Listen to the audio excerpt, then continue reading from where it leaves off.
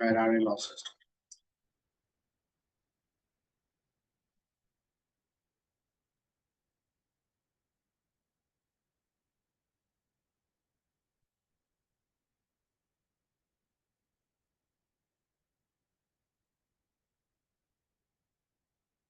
First problem देखो क्या है। सोलेनॉइड जिसमें कि 2000 टर्न है और इसका लेंथ है 0.3 मीटर और इसका क्रॉस सेक्शन भी दिया हुआ है एरिया। और कह रहा है कि इसके सेंट्रल पोर्शन में एक दूसरा कॉइल है जिसमें 300 टर्न है। सोलेनॉइड में करंट जो है इनिशियल करंट है 2 एम्पियर, तो 0.25 सेकेंड में रिवर्स हो गया, डायरेक्शन अपोजिट हो गया। उसमें ईएमएफ क्या इंड्यूस हो।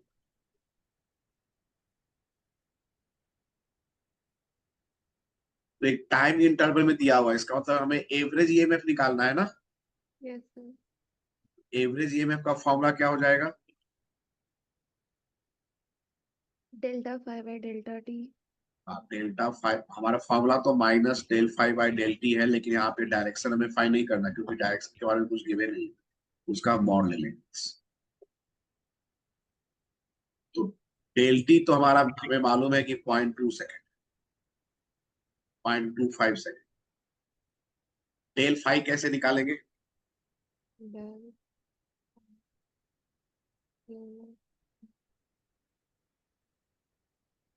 डेल 5 कैसे निकालेंगे? तो उसमें देखो हमारे पास क्या गिवन है। एक सोलेनॉइड है,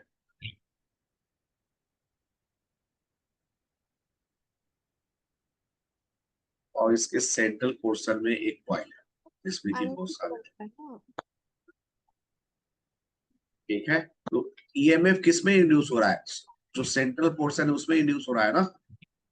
यस। तो उसमें फ्लक्स निकालना है। तो फ्लक्स का फॉर्मूला क्या हो जाएगा? Field into area. Number of turn into B field into area.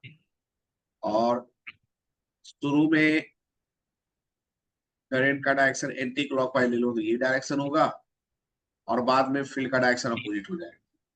तो एक बार cos 0 डिग्री ले लेंगे, एक बार cos 180 डिग्री। अच्छा, तो 2 NBA आ गया। हाँ, तो फाइव टू हो जाएगा हमारा NBA cos 180 डिग्री।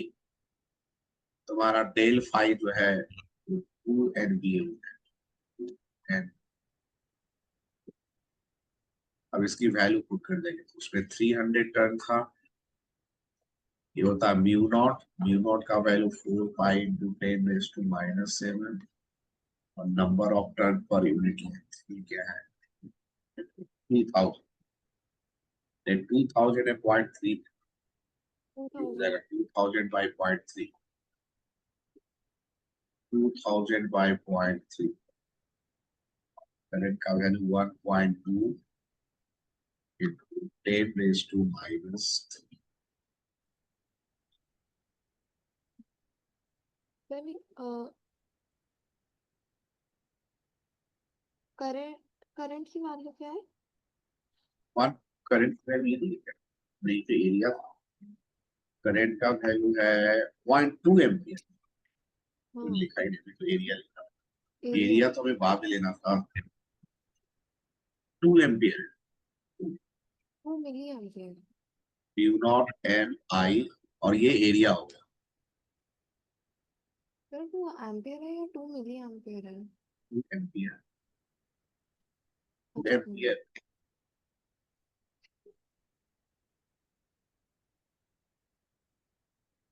तो फिर पॉइंट से करीब 1000 हो जाएगा।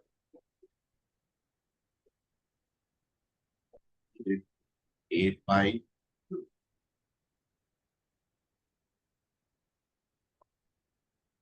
तो कैलकुलेट कर लेना आ जाएगा ऐसे, ठीक है। यस। इसको डेल टी से डिवाइड कर देंगे, 0.25 से आंसर आएगा। आगे करिए इसको कैलकुलेट करके, करना चाहो तो करिए। 8 पाई 4.8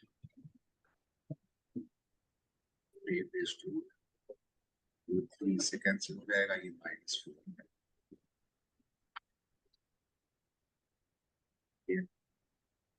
ये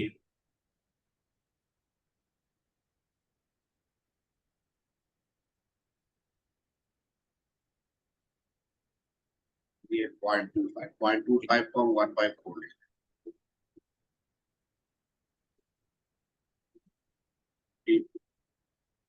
पॉइंट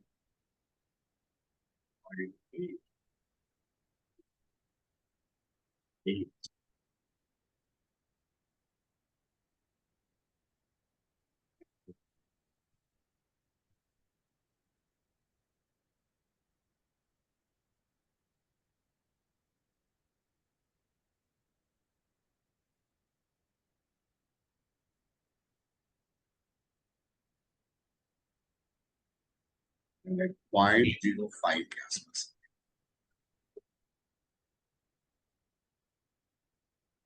0.048 48 आ रहा है ना, ये 48 आ गया, 48 मिली, ठीक है। ठीक है sir.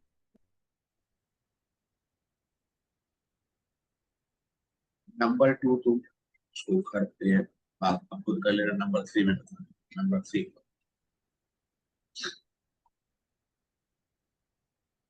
Number 3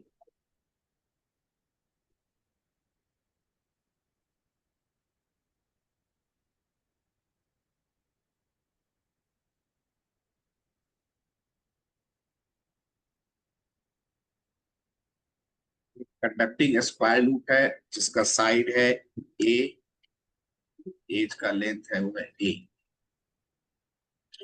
this is a,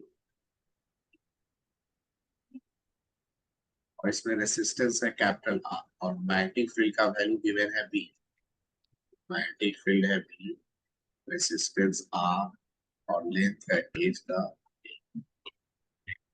हमने अपोजिट कॉर्नर को पुल किया और उसको हमने स्ट्रेट कर दिया, तो क्या चेंज होगा, एरिया 0 हो जाएगा ना हमारा।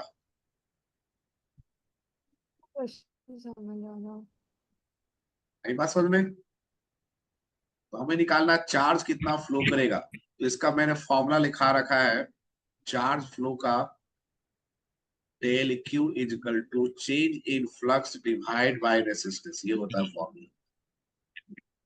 हाँ तो चेंज इन फ्लक्स का हम यहाँ पे मैग्नीट्यूड निकालेंगे, फाइनल फ्लक्स 0 है, और इनिशियल फ्लक्स क्या होगा, फील्ड इनटू एरिया, तो फील्ड है बी, एरिया ए स्क्वायर और डिवाइड बाय आर, ये answer. Sir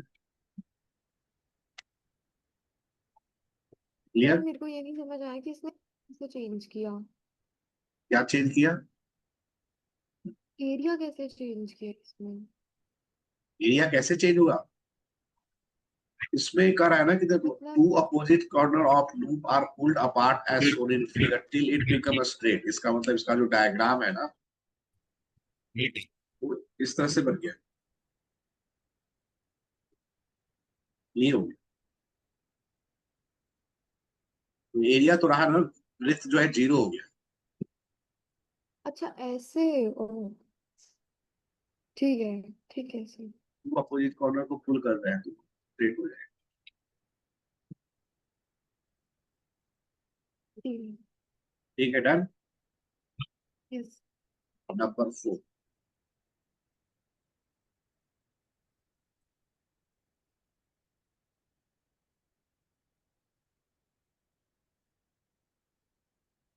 a very long uniformly charged rod, जो रॉड है उस पे पॉजिटिव चार्ज है और वेरी लॉन्ग है, और वो कांस्टेंट वेलोसिटी से मूव कर रहा है to the centre of a circular loop, उस लूप में ईएमएफ जो इंड्यूस होगा उसका वैल्यू क्या है। तो हमारा पॉजिटिव चार्ज नीचे की तरफ फ्लो कर रहा है, इसका मतलब हम ये कंसीडर कर सकते हैं कि करंट का डायरेक्शन नीचे की तरफ है, यस। और वो कांस्टेंट वेलोसिटी से मूव कर रहा है तो करंट कांस्टेंट होगा, और जब करंट डाउनवर्ड है, लॉन्ग है, तो इसके मैग्नेटिक फील्ड का कैसा होगा, मैग्नेटिक फील्ड बनाएंगे तो क्या वो भी सर्कुलर होगा। Yes sir. और डायरेक्शन होगा तुम्हारा क्लॉक। अब लूप भी सर्कुलर है और उसी प्लेन में मैग्नेटिक फील्ड है, तो जो हम फ्लक्स निकालते हैं उसमें फॉर्मूला हमारा बी ए कॉस थीटा होता है ना। तो थीटा किसके किसके बीच का एंगल है, फील्ड और एरिया वेक्टर। तो field yes. In the plane है और एरिया वेक्टर करोगे तो ऐसे हो जाएगा। हाँ। ये 90 डिग्री हो गया। अच्छा, तो जीरो आ गया। तो जीरो आ गया, तो फ्लक्स जीरो है और हमेशा ही जीरो रहेगा, तो फ्लक्स में चेंज ही नहीं होगा। ठीक है सर। तो इसमें आंसर हो जाएगा टी। इसमें कांस्टेंट वेलोसिटी नहीं भी होता फिर भी जीरो होता, क्योंकि फ्लक्स ही जीरो। फील्ड जो है प्लेन में ही है, लूप के प्लेन में ही फील्ड है। क्लियर। Yes sir.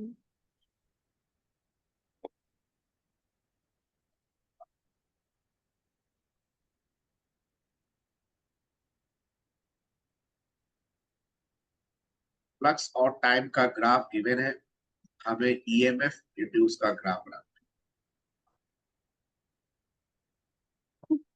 तो इसका आंसर डी हो गया। है। यहाँ पे हमें डायरेक्शन कंसीडर करना है। अच्छा। तो जो फ्लक्स है वो क्या साइन का फंक्शन है। Yes sir. इसको हम लिख लेते हैं फाई नॉट साइन ओमेगा।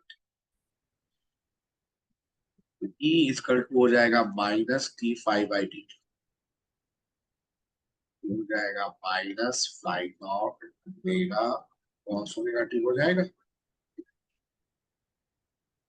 तो कॉस ओमेगा टी होता तो प्लस वन से स्टार्ट होता, लेकिन माइनस लगा हुआ तो नीचे से स्टार्ट होगा, तो आंसर सी। ठीक है सर।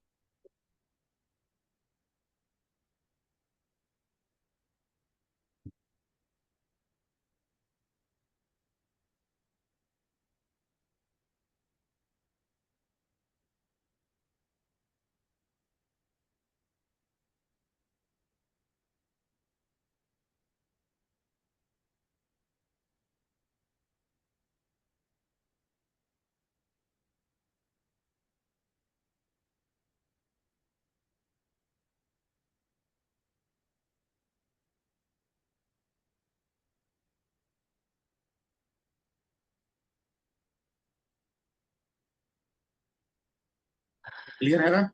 Yes sir. ठीक है, नंबर 6।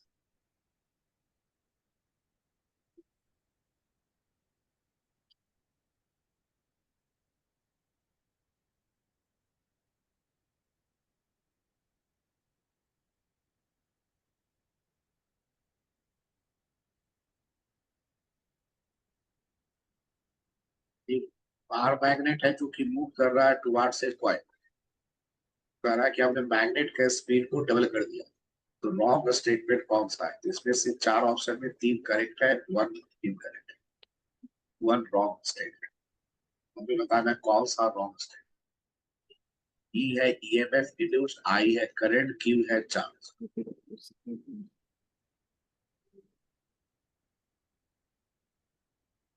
अच्छा।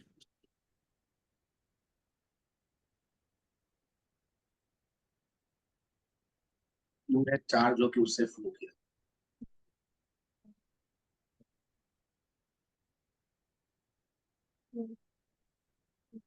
इसका आंसर सी है। इसका आंसर है डी।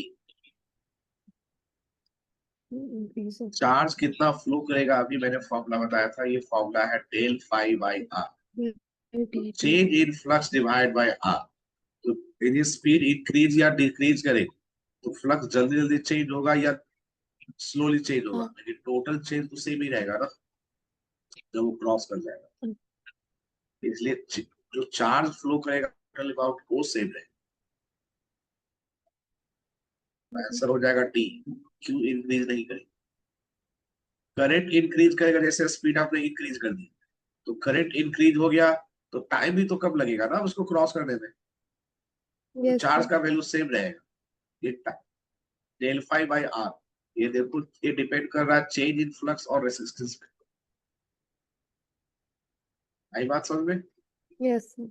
ईएमएफ क्यों इंड्यूस हो रहा है, क्योंकि ई का फॉर्मूला होता है minus D phi by D T.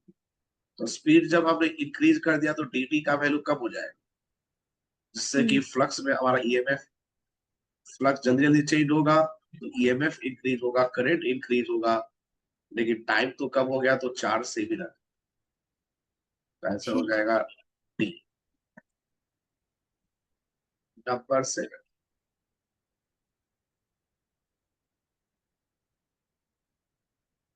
EMC में वो चैप्टर नंबर 5 कंप्लीट कर दिया उन्होंने। कौन सा चैप्टर? चैप्टर नंबर 5 जो था मैग्नेटिक प्रॉपर्टी, हाँ आर सर। मैग्नेट वाला जो चैप्टर था वो कंप्लीट कर दिया ना। हाँ सर, हमने तो म्यूचुअल इंडक्टेंस तक कर लिया वहाँ पे। वहां 2 ही दिन में तो हम कहाँ पहुंच गए। हाँ sir. Faraday law, Lenz law, motion सब कुछ पढ़ा दिया 2 ही दिन में, 4 घंटे की क्लास में। Yes sir. प्रॉब्लम भी करा नहीं, वो नहीं कराया। दिया। नंबर 7, ये बहुत ही अच्छा क्वेश्चन है।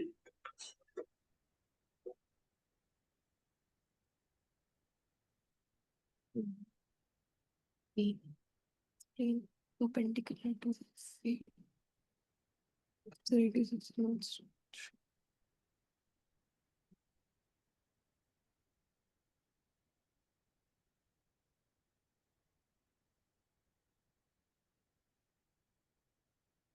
एक सेकेंड सर।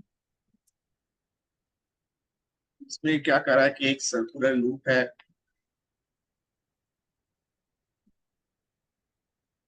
और जो फील्ड है वो इसके परपेंडिकुलर है, और जो लूप है उसका एरिया जो है श्रिंक कर रहा है, एरिया डिक्रीज, रेडियस जो है डिक्रीज कर रहा है, और उसका हाँ हमें फिर रेट गिवन। यदि हम T इस रेडियस ले ले small R, is equals to pi तो D R to by D T, magnitude लिखूं तो इसका वैल्यू दिया हुआ है 2 मिलीमीटर third पर सेकेंड,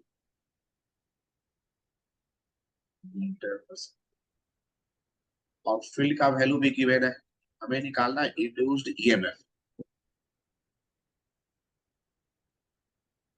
इंड्यूस्ड ईएमएफ कैसे निकलेगा, ई का value D five by D T. Sir, एक मिनट आप जरा क्वेश्चन दिखाओगे? The induced the rate of 2 millimeter per second, then the induced EMF in the loop at an instant and its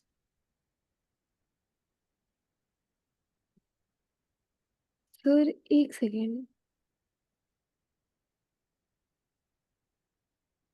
area, radius decrease कर रहा तो area भी decrease कर रहा तो फ्लक्स चेंज होगा तो ईएमएफ रिड्यूस होगा, फ्लक्स को D five by D T कर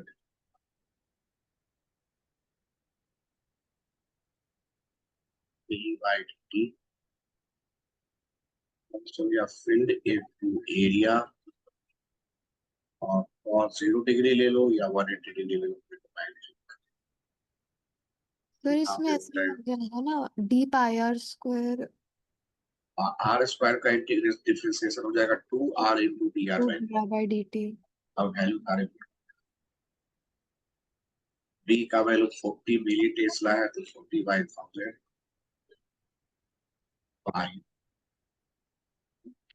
आर का वैल्यू क्या दिया हुआ था 1 सेंटीमीटर 1/100, और ये है 2 मिलीमीटर 2/, फिर इसमें D R by D T डाल के D A by D T आ जाएगा तो निकल जाएगा।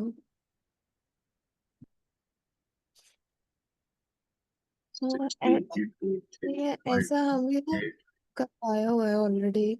जो मैथ्स में फॉर्मूले, जो मैथ्स में चैप्टर है एओडी, हाँ ये होगी इसमें, उसमें सारे ऐसे ही क्वेश्चंस हैं।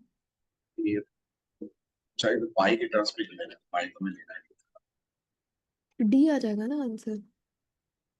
1.6 पाई, ये आ जाएगा, डी आएगा। डी। नंबर 8,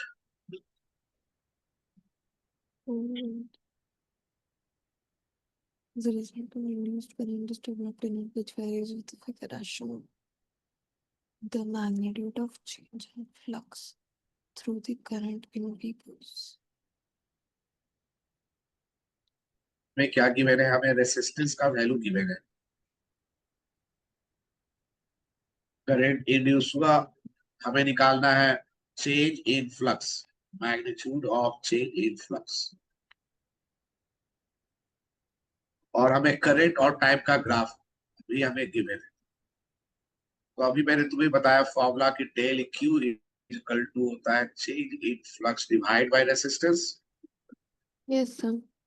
और डेल फाइव, तो डेल फाइव हो गया डेल क्यू इंटू आर, और रेसिस्टेंस तो डायरेक्ट गिवन है 10 ओम। डेल क्यू कैसे मिलेगा, तो यहाँ करंट और टाइम का ग्राफ गिवन है, तो इसके एरिया से हमें डी करंट आर। चार्ज मिल जाए, इसके एरिया से हमें चार्ज मिल जाए, हाँ। जो हो गया हाफ बेस 0.1 परपेंडिकुलर 4 और रेसिस्टेंस का वैल्यू 10 या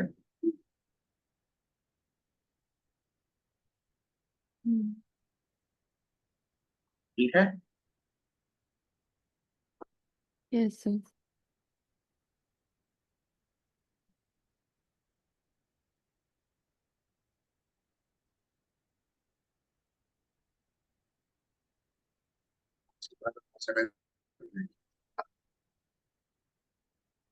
नंबर 10 करो, नंबर 10। बस sir please explain the pandemic. Radius और टाइम का ग्राफ गिवन है, तो हमें बताना है इंड्यूस्ड ईएमएफ और टाइम का।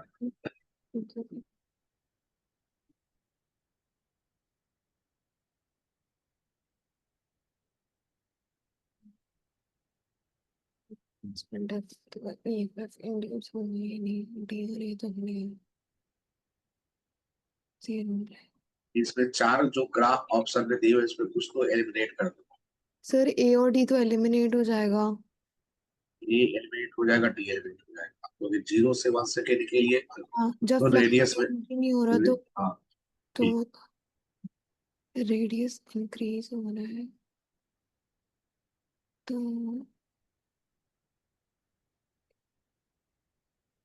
अभी देखो हमने प्रॉब्लम किया था उसमें रेडियस चेंज हो रहा था ना, पीटी कांस्टेंट। हाँ यहाँ पे जो डी सर ये जो एक मिनट दिखाना सर नीचे इसका dr बाय dt तो कांस्टेंट है ए 1 से लेके 2 तक। आर के प्रोपोर्शनल हो गया, रेडियस ऑफ तो, स्ट्रेट लाइन है, तो रेडियस के साथ ही डिपेंड करेगा, तो मतलब इसका आंसर बी होगा। बी रेडियस के प्रोपोर्शनल हो गया, और रेडियस टाइम के प्रोपोर्शनल है ना, स्ट्रेट लीनियर इक्वेशन है, तो ईएमएफ और टाइम में भी लीनियर इक्वेशन है, समझ आएगा।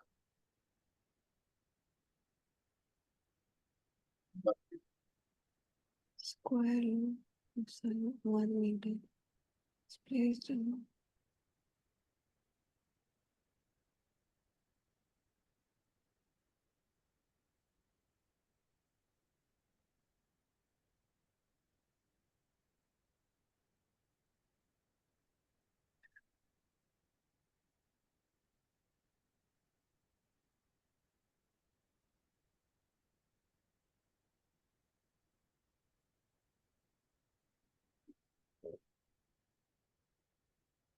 अब इसमें total EMF of the battery का मतलब है कि टोटल ईएमएफ निकालना है।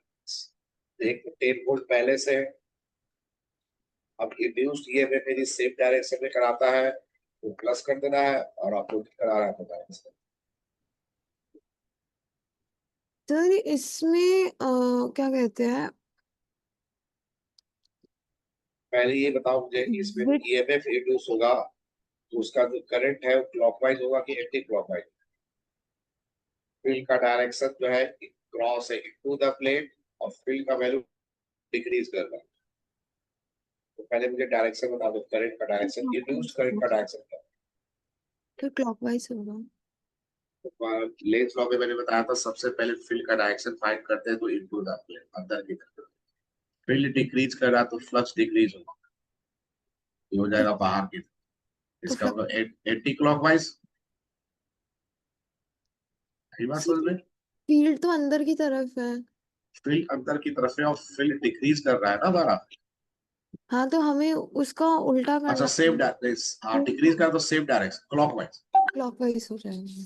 और जो बैटरी लगा हुआ है वो एंटी क्लॉकवाइज कराएगा, तो मतलब दोनों का ईएमएफ माइनस कर सबट्रैक्ट। देना है, माइनस करना मतलब 10 से कम होगा तो ऐसा 9 या 6 इंड्यूस्ड ईएमएफ निकाल लो पहले।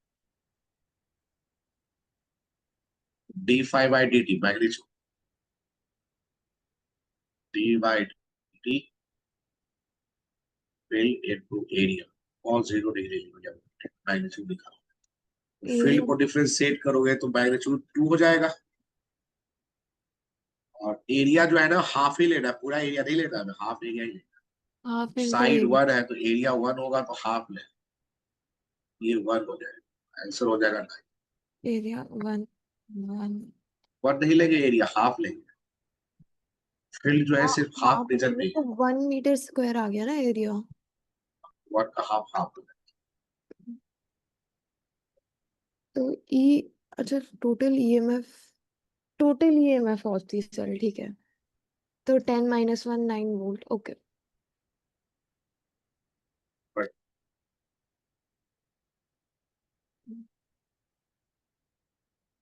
3 seconds ABC quarters square coil C is straight square coil decrease.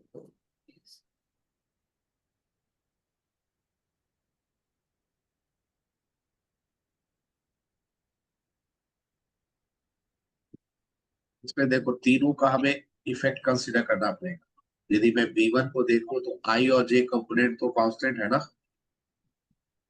इसके कारण जो फील्ड है वो माइनस के कैप मतलब कि जेड एक्सिस के अपोजिट है, तो जो ईएमएफ इंड्यूस होगा वो सिर्फ सेमी सर्कुलर वाले लूप में होगा।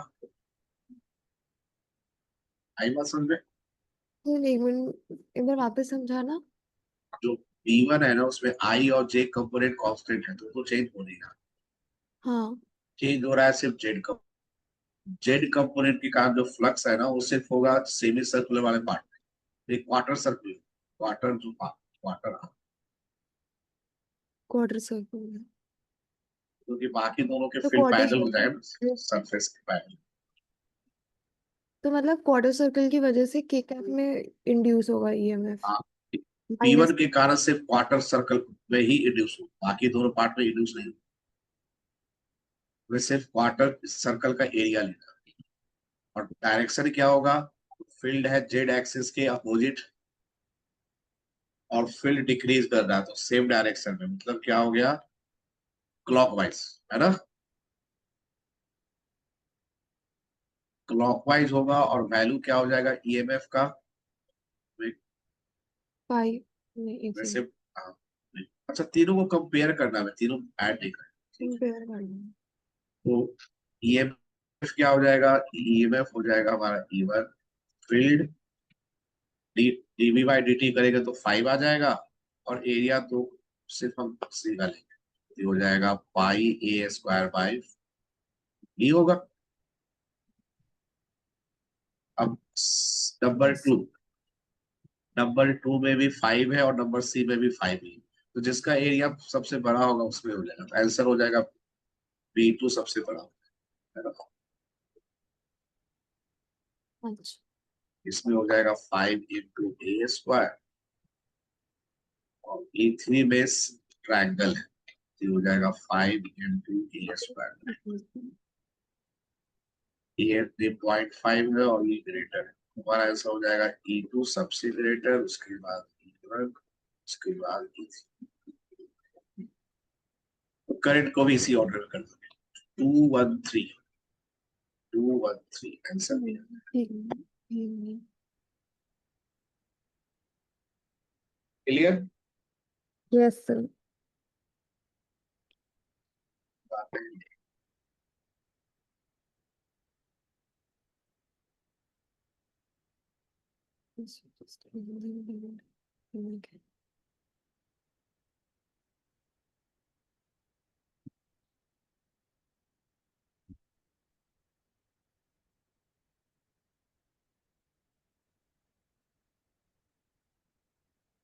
पहले हमने क्लोज किया फिर हमने ओपन कर दिया।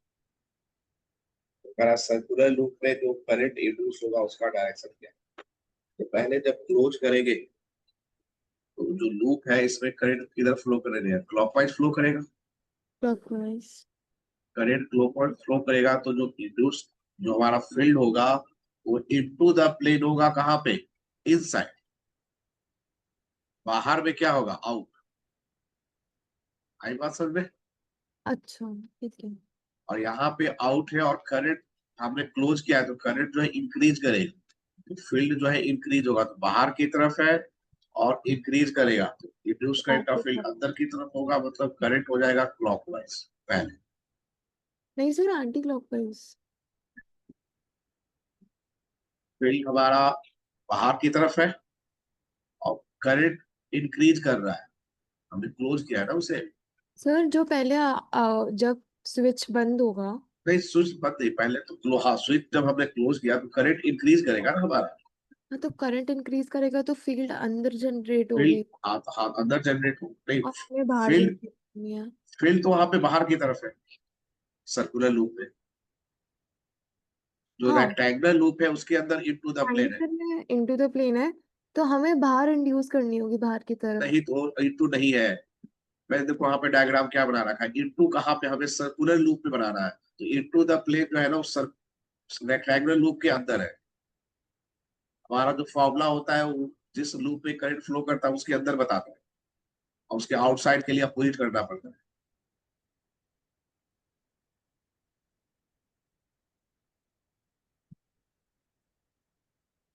जो करंट है वो रेक्टेंगुलर लूप में क्लॉकवाइज है तो रेक्टेंगुलर लूप के अंदर जो फील्ड है वो होगा into the plane. Rectangular loop के बाहर जो है फील्ड आउट ऑफ प्लेन होगा। इसलिए मैंने अच्छा। यहाँ पे डॉट बना रखा है।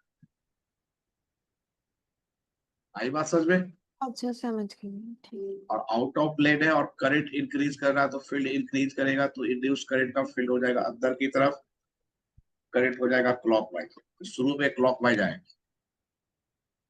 उसके बाद क्या होगा जब हम इसको कर देंगे ओपन? ओपन करेंगे तो करंट तो क्लॉकवाइज ही रहेगा लेकिन वो डिक्रीज कर रहा है। हाँ तो यहाँ पे फील्ड डिक्रीज करने लगेगी।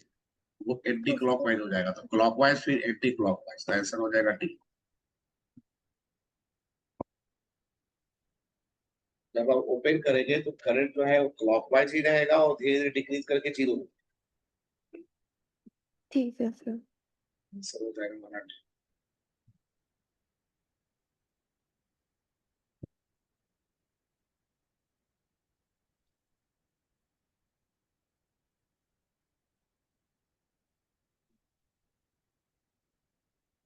एक्स वाई में जो करंट है वो ऊपर की तरफ है और इंक्रीज हो। इन- तो हमें ए एंड बी में क्या करंट इंड्यूस होगा ये बताना। एक सेकंड सर, एक सेकंड।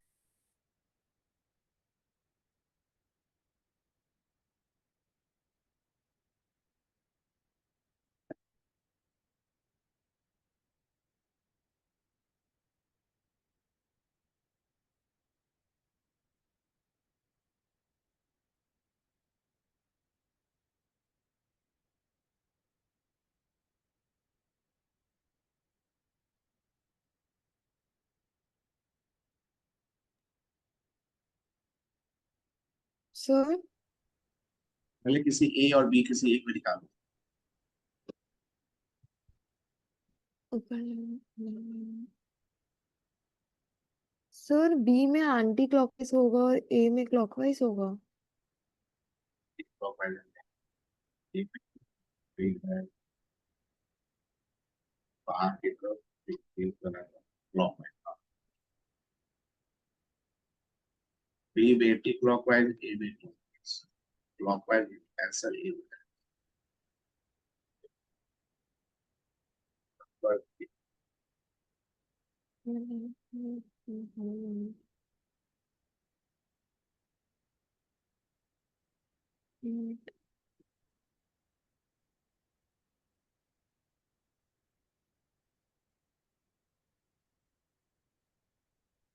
एक मिनट निकाले तो का मतलब इस तरह से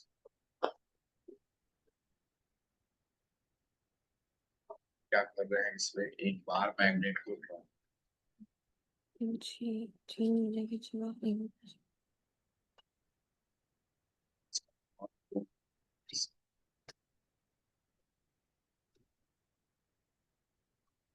जब साउथ पोल नीचे जा रहा है तो ऊपर का सरफेस में साउथ पोल आ जाएगा, हाँ तो वो रिपेल करेगा। तो एक्सेलरेशन जी से कम हो जाएगा। और जब बाहर निकल रहा होगा एक्सेलरेशन जी से ज्यादा नहीं हो जाएगी? रिपेल करेगा ना, तो एक्सेलरेशन पहले जी था, अब उसको ऊपर की रिपेल अच्छा करा, तो जी से कम करा। जी से कम। अब यहाँ पे जब नीचे बाहर निकल रहा है तो ऊपर नॉर्थ है, नीचे साउथ है ना। अब हम्म। ये दूर जा रहा है, दूर जा रहा है तो इसको अट्रैक्ट करेगा ना, ऊपर नॉर्थ है, सॉरी तो फिर ऊपर से साउथ। ऊपर लगाएगा, तो फिर जी से कम ही रहेगा, दोनों ही केस में जी से कम। हम्म। Answer C. अच्छा वो इसमें डायरेक्शन स्टूडेंट्स उल्टी कर देगा, ठीक। इसमें स्टूडेंट क्या करते हैं, फर्स्ट पार्ट निकालते हैं, फिर सोचते हैं सेकंड पार्ट में उसको उल्टा कर दो, इसमें जी से कम कर रहा है तो उसमें जी से इंक्रीज कर दो, सेकंड पार्ट को ऊपर आते ही आंसर। यस। अब ये कभी नहीं सोचना चाहिए एग्जाम में, खास करके ये पार्ट में कर लिया तो वो ऐसा ही होगा, नहीं, उसको पहले करके देख लो। ओके। Powerful.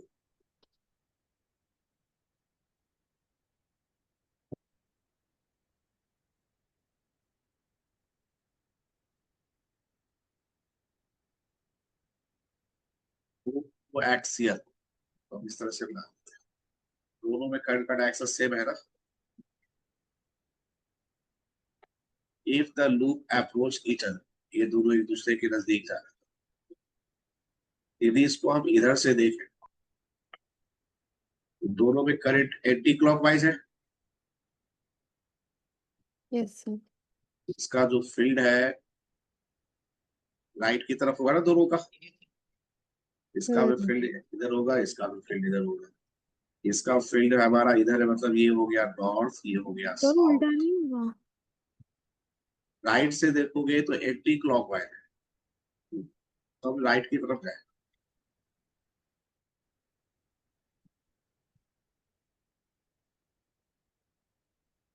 ठीक है। तो राइट हैंड से देखते हैं ना? ये जो डायग्राम बनाया ना उसपे राइट की तरफ से देख रहे हैं तो दोनों में करंट एंटी क्लॉकवाइज है, अच्छा तो आप उस तरह राइट से साइड से देख रहे हो दोनों में? राइट साइड से देख रहा हूँ मैं, राइट इधर आई बनाया मैंने, तो इधर से देख रहा हूँ तो दोनों में करंट एंटी क्लॉकवाइज है। ठीक है। Two identical hoops are to carry current I in same direction if the loop is approach each other. अब देखो, तो ये नॉर्थ साउथ बना लिया, अब नजदीक आ रहा है तो फर्स्ट में क्या चेंज होगा वो देखते हैं, तो सेकेंड वाले के कारण जो फील्ड है वो टुवार्ड्स राइट है, यस सर। और वो नजदीक आ रहा है, नजदीक आ रहा है तो राइट की तरफ फील्ड फील्ड बढ़ेगा, तो इंड्यूस करंट का फील्ड इधर हो जाएगा, लेफ्ट की तरफ। आई बात हाँ। समझ में, यस सर। उसमें करंट कैसा इंड्यूस होगा, क्लॉकवाइज, इसका मतलब करंट डिक्रीज कर सकते, डिक्रीज कर जाएगा। दोनों में डिक्रीज ही कर, इसमें भी करके देख लो इसमें। अच्छा हाँ दोनों रिपेल करने की कोशिश करेंगे इसको। इसमें भी देखो, यदि राइट जो फर्स्ट लूप में रहा है उसके कारण जो फील्ड है वो राइट की तरफ ही है, अब हम्म। नजदीक जाएगा तो उसका फील्ड क्या होगा, लेफ्ट की तरफ। लेफ्ट की तरफ। यहाँ पे भी क्लॉकवाइज करेगा तो डिक्रीज कर, दोनों में decrease, current in each loop decrease. Number 5।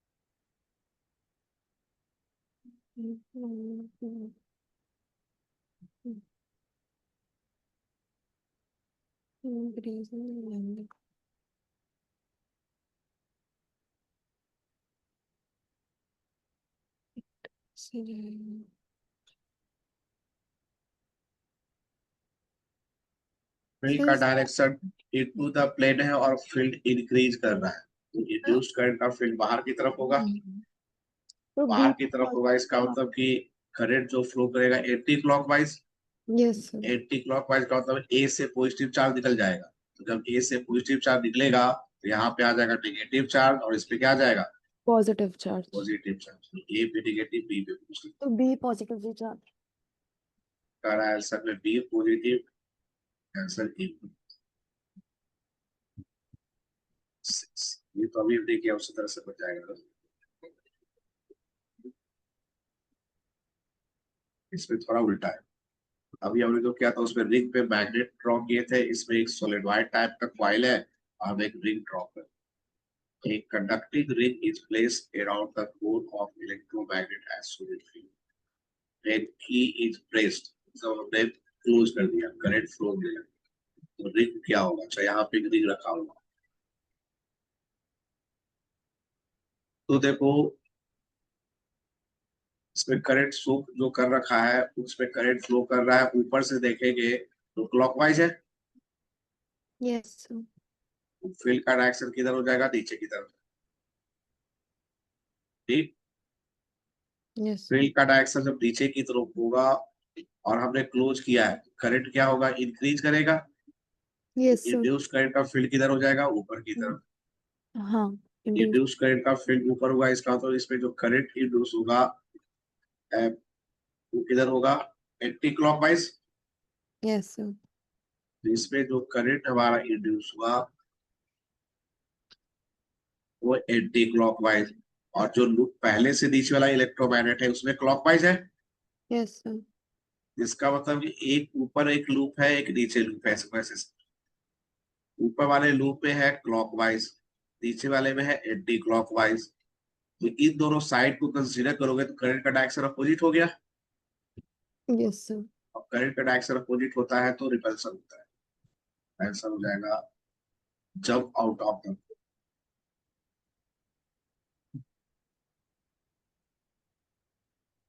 जो हमने पढ़ा था ना कि दो पैरेलल वायर में करंट डायरेक्शन सेम और अपोजिट होता है, यही था Yes. ना अपना, क्या Yes, होता sir. जो पैरेलल दो वायर्स होते हैं तो जब उसमें ऑपोजिट होता है है, डायरेक्शन तो रिपेल हाँ कर करती है। रिपेल करता है, तो आंसर हो जाएगा जंप आउट ऑफ द। हाँ, जंप रिंग पर रिपल्सन होगा तो यहाँ से आउट। आउट।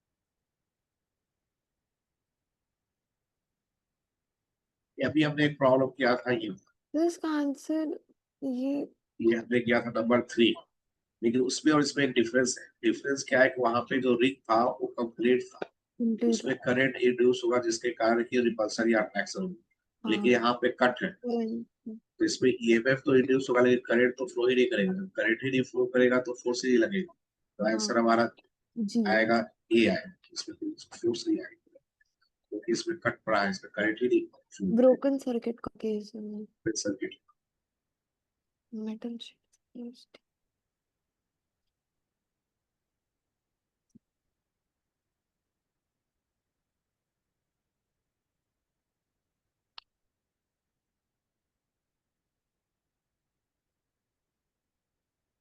इसमें जो करंट इंड्यूस हुआ उसका डायरेक्शन गिवन है और कह रहा है कि फील्ड का वैल्यू हमने इंक्रीज किया है, तो जो करंट इंड्यूस हुआ वो है हमारा क्लॉकवाइज, और फील्ड इंक्रीज हुआ इसका मतलब ये फील्ड को डिक्रीज करा रहा होगा, हाँ, मतलब तो ये आउट ऑफ अपोजिट, द मतलब इसलिए ये अपोजिट होगा इसका फील्ड, तो इसका फील्ड अंदर की तरफ है, तो ओरिजिनल फील्ड किधर होगा, की बाहर तरफ की होगा। तरफ।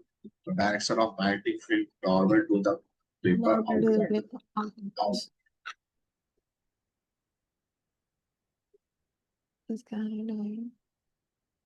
यहाँ पे एक लॉन्ग वायर, ये जो सीढ़ी है ना,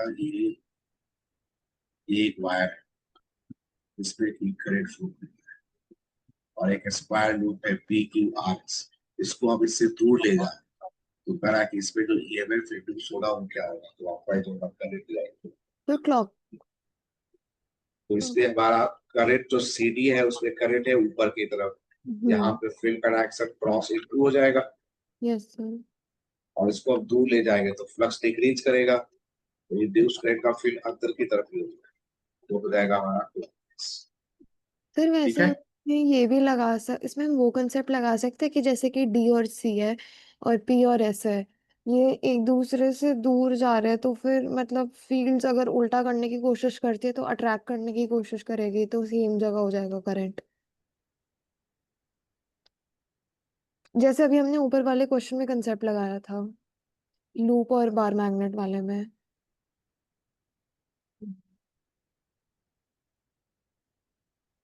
इसमें इसमें हमने करंट फ्लो कराया था फिर ग्रेफाइट के इसमें तो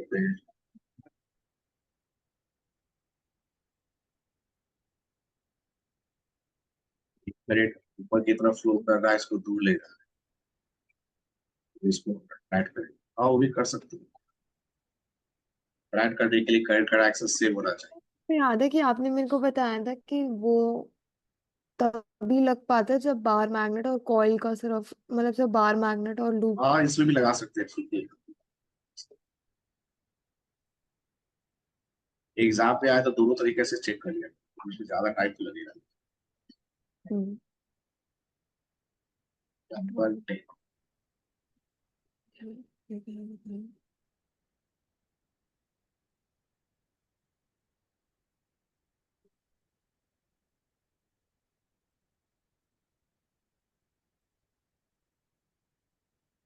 दोनों लूप एक साथ ही टेबल पे रखा हुआ है, एक लूप ये रहा, दूसरा लूप ये रहा।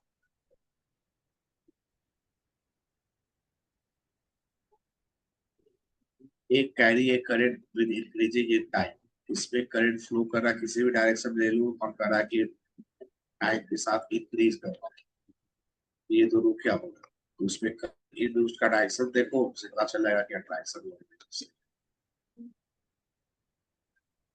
तो आपने करंट का डायरेक्शन ले लिया क्लॉकवाइज, इंड्यूस्ड फील्ड का डायरेक्शन इसके अंदर हो जाएगा इनटू द प्लेट, और यहाँ पे क्या हो जाएगा, आउट ऑफ प्लेन हो जाएगा। सर रिपेल्ड आ रहा है।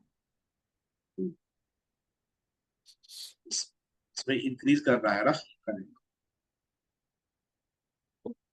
अब हाँ इसमें तो अंदर अंदर, इनटू द प्लेन है, इसमें बाहर आउट। अंदर है तो इसमें बाहर हो गया और करंट इंक्रीज कर रहा है तो अंदर हो हाँ जाएगा, तो इसमें इंड्यूस करंट का डायरेक्शन हो जाएगा क्लॉकवाइज, तो ऑपोजिट हो गया। तो इसमें नीचे है और इसमें ऊपर अपोजिट, अपोजिट में रिपेल। क्या होता है, रिपल्स, तो रिपल्स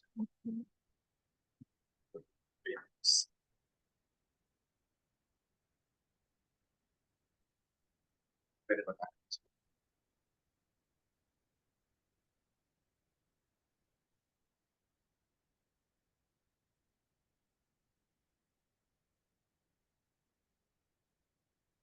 ये मैंने तुम्हें एक प्रॉब्लम बताया था लास्ट क्लास में, स्टार्ट होता है फिर ये छोटा लूप भी बना सिंपल हम्म। से, कट है वो बहुत ही स्मॉल है, तो आप तुम दो स्क्वायर लूप कंसीडर करो, और दोनों में क्लॉकवाइज हो नहीं सकता या दोनों में एंटी क्लॉकवाइज नहीं हो सकता, एक में क्लॉकवाइज होगा दूसरे में एंटी क्लॉकवाइज होगा, किसका इफेक्ट ज्यादा होगा, जिसका एरिया ज्यादा है। सीडी का इम्पैक्ट ज्यादा होगा। तो बड़े वाले जो स्क्वायर है उसमें देख लो, फील्ड का डायरेक्शन इनटू द प्लेन है और उसका फील्ड इंक्रीज कर रहा है, opposite। तो इंक्रीज कर रहा है तो इंड्यूस करंट का फील्ड जो है अपोजिट डायरेक्शन में होगा, मतलब बाहर की तरफ, तो बाहर वाले पे हो जाएगा करंट एंटी क्लॉकवाइज ना, हाँ और अंदर वाले में क्लॉकवाइज। अंदर वाले में हो जाएगा clock।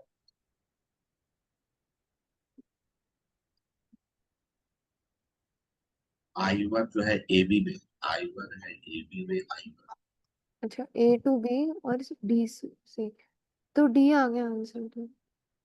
I one in the current in the direction A to D, answer D आ गया। ठीक है, यस सर। नंबर तो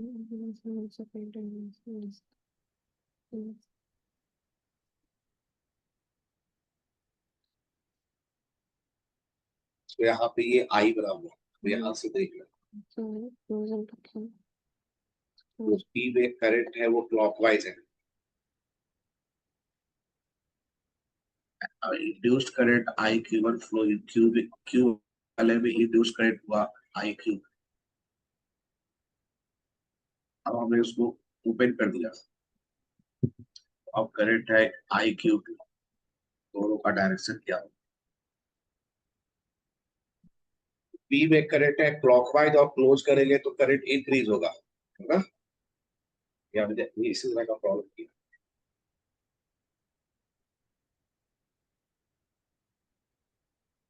तो जब स्विच क्लोज होगा तो जो आईपी करंट फ्लो वो करेगा इंक्रीज होगा, जीरो से इंक्रीज वो होगा। इंक्रीज होगा। तो आईक्यू, तो उस हिसाब से आईक्यू को पहले एंटी क्लॉकवाइज होना होगा। उसका फील्ड जो है टुवर्ड्स राइट हो जाएगा ना, और इंक्रीज कर रहा है, रिड्यूस करंट का फील्ड हो जाएगा राइट की तरफ, तो ये एंटी क्लॉकवाइज हो जाएगा, ठीक है। आई क्यू वन हो जाएगा एंटी क्लॉकवाइज। और जब हम स्विच ऑफ कर देंगे, एस को ओपन कर देंगे स्विच को, तो करंट तो क्लॉकवाइज ही रहेगा पी में, लेकिन वो डिक्रीज करेगा, करता जाएगा तो एंटी क्लॉकवाइज से क्लॉकवाइज होगा। क्लॉकवाइज। आंसर हो जाएगा डी। डी। अब करते हैं दूसरे। इस वीक तक ना हमें ये क्या बोलते हैं, जो टॉपिक छूटा हुआ है मेरा थ्योरेटिकल में, सेल्फ इंडक्शन, म्यूचुअल इंडक्शन, तो थ्योरेटिकल पार्ट में मैंने एक क्लास में करा। तो इस वीक में तो ये चैप्टर हमें कर लेना है, क्या बोलते हैं, previous year question. Okay, chapter number 4 है वो नेक्स्ट वीक में हम कर लेंगे। तो लास्ट वीक में टेस्ट इसलिए तुम्हारे नंबर आया क्योंकि तुमने प्रीवियस ईयर तुमने कर लिया अच्छे से, 2 दिन पहले। उसी तरह से 2 से 3 दिन पहले सारा कुछ कंप्लीट करना। इसी तरह से टाइम टेबल बनाना कि तुम्हारा फिजिक्स जो है वो 2 से 3 दिन पहले, जैसे संडे को टेस्ट होता है ना, ये सैटरडे को है। बीएमसी का मेन वाला जो टेस्ट 18 जुलाई को है। सही में टाइप की आवाज कट रही है। 18 जुलाई को तुम्हारा टेस्ट है ना, 18 जुलाई को। 18 जुलाई को? नहीं सर, 24 जुलाई को है पेपर तो। 18 को नहीं है, नहीं 18 को भी तो है, 24 को शायद एडवांस वाला था।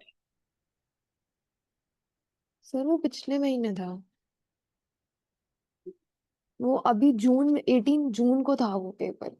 अगला पेपर 20 जुलाई को है, और उसका एडवांस 5 अगस्त को है आई गेस, और उस एडवांस में पूरे 12th का सिलेबस वापस आ रहा है। और अभी पेपर है 10 जुलाई को, वो 11th के सिलेबस वाला। 10 जुलाई को 11 का सिलेबस का है। हाँ, वो तो रिवीजन टेस्ट है एक छोटा सा। 24 का चाहिए, हाँ, तब 24 तो को बहुत टाइम है। मेरे।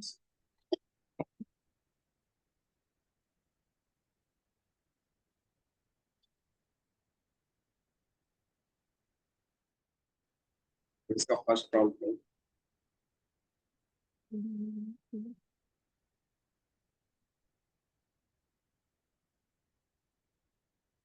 The magnitude of the induced current. पहले जो ए बी वायर था वो एक स्ट्रेट वायर करा, उसको आपने एक रिप्लेस कर दिया सेमी सर्कुलर वायर से। जो इंड्यूस्ड ईएमएफ होगा उसमें और क्या चेंज है। ये रिमेन्स द सेम रहेगा। हाँ, क्योंकि जब वेलोसिटी कांस्टेंट हो ना, तो हाँ, एंड पॉइंट को ज्वाइन कर देंगे। वो VBL/R आ गया ना आंसर। हमारे पास जो फॉर्मूला है ना, V cross B dot D, ये है ना फॉर्मूला हमारा यस। वेक्टर के फॉर्म में। जब हमारा फील्ड यूनिफॉर्म है, वेलोसिटी भी यूनिफॉर्म है, तो इंटीग्रेशन से डीएल वेक्टर का हो जाएगा। जब डीएल वेक्टर का इंटीग्रेट करेंगे तो एल वेक्टर बन जाएगा। इसका मतलब कि वो एंड पॉइंट को ज्वाइन कर देंगे। जब एंड पॉइंट को ज्वाइन करेंगे तो इसमें और रॉड में कोई डिफरेंस नहीं नहीं। रहेगा, तो हमारा आंसर हो जाएगा रिमेन्स। यस सर, आई तो बात समझ में। Yes sir. आप लोग आवाज नहीं आ रही है तुम्हारी। हेलो। हाँ hello. Yes sir. Hello, clear है ये? Yes sir. Number 2,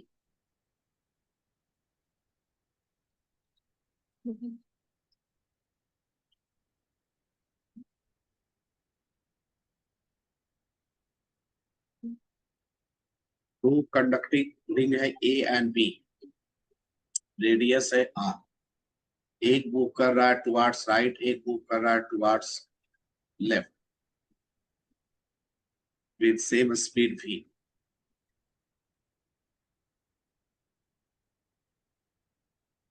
in pure rolling motion.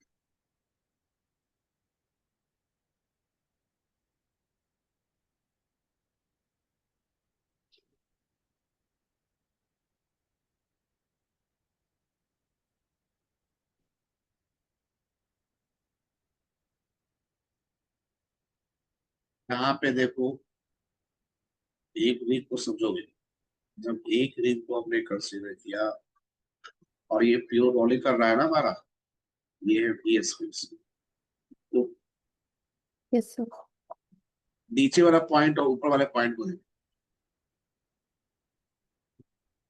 तो प्योर रोलिंग में नीचे वाले पॉइंट का वेलोसिटी 0 होता है, यस सर। ऊपर वाले पॉइंट का वेलोसिटी होता है 2v। 2B। और एंगुलर वेलोसिटी निकालोगे इस पॉइंट के अबाउट, नीचे वाले पॉइंट के अबाउट, तो 2v/2r हो जाएगा, 2v/r। इसको हम प्योर रोटेशन वाला कंसीडर करेंगे, रोटेशन वाला अबाउट द एंड पार्ट, क्योंकि इसकी वेलोसिटी 0 है। तो फॉर्मूला हो जाएगा हमारा half omega B L S, हो जाएगा हाफ ओमेगा का वैल्यू v/r, बी और एल का वैल्यू है 2।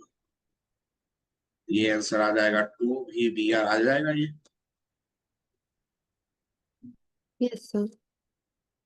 और इसमें डायरेक्शन क्या होगा? तो वेलोसिटी टुवार्ड्स राइट बी के लिए, और फील्ड अंदर की तरफ है ना, यस सर। बी क्रॉस ऊपर वाला पॉजिटिव, नीचे वाला निगेटिव, हम्म। ऊपर वाला पॉजिटिव, नीचे वाला निगेटिव। और ए में करोगे तो भी है इधर और बी इधर, तो नीचे वाला पॉजिटिव है। और ऊपर वाला नेगेटिव। ये सीरीज में हो गया ना, यस सर। तो तो दोनों ऐड हो जाएगा, तो 4v/r ऐसा। पूर्वी भी आ जाएगा।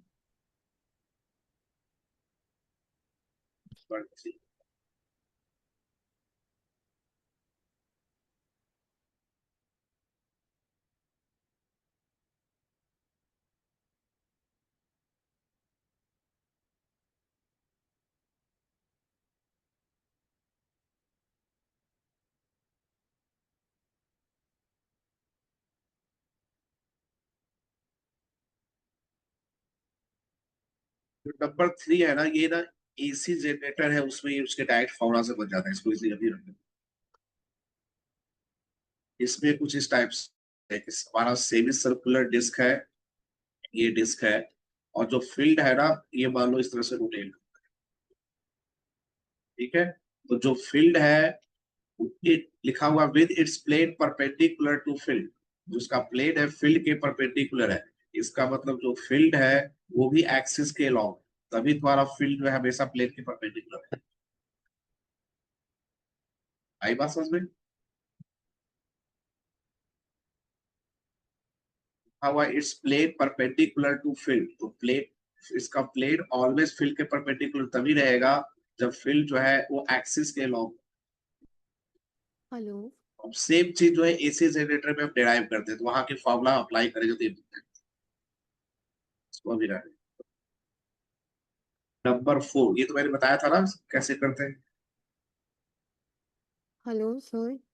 ये मैंने बताया था ना, सेम एक ट्रायंगुलर लूप को अंदर एंटर कर रहा हूं तो कैसे ग्राफ बनेगा। सर आपको मेरी आवाज आ रही है? आ रही थी वही सी आ गई कब आ गई। नहीं सर, मैं डिस्कनेक्ट हो गई थी मैं बीच में। ये नंबर 3 समझ में आया? नंबर 3 को तो मैंने एसी जनरेटर पढ़ा होगा, सबसे लास्ट टॉपिक है, उसमें इसका फॉर्मूला डायरेक्ट यूज होता है, इसलिए इसको भी नहीं पता। Yes sir. नंबर 4 मैंने लास्ट क्लास में बताया था ना कि एक ट्रायंगुलर फील्ड में एंटर करेगा तो ईएमएफ इंड्यूस कैसे होता है, बाहर निकलेगा तो कैसे होता यस सर। है, इससे तुम इसको कर ले। Okay sir. नंबर 5 ये भी मैंने बता रखा है, ये भी बन जाएगा, तो मैं नंबर 6 भी बन जाएगा, मैंने बता रखा। Number 6, number 7।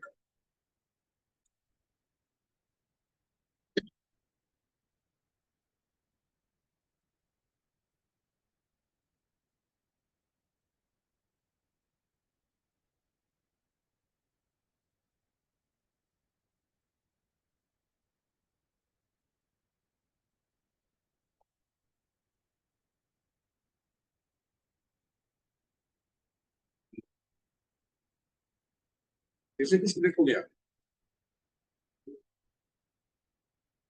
ठीक है चलो कल करते हैं देख।